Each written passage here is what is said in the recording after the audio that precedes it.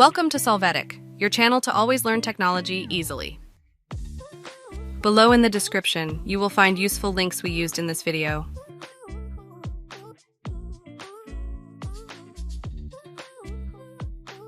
Today in Solvetic, we will see how to add extra languages on Twitter X.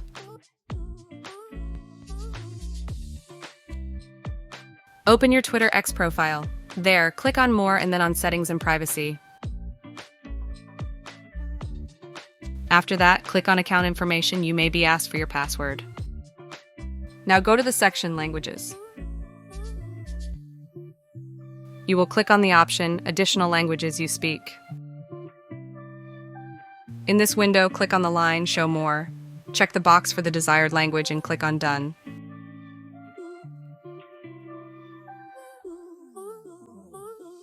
To verify it, click on Additional Languages You Speak, and there you will find the new language added on Twitter X.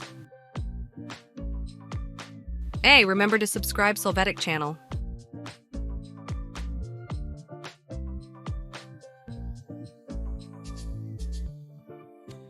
We hope it has been helpful for you. Here are links to watch more videos of your interest and subscribe to the Solvetic channel. Thank you.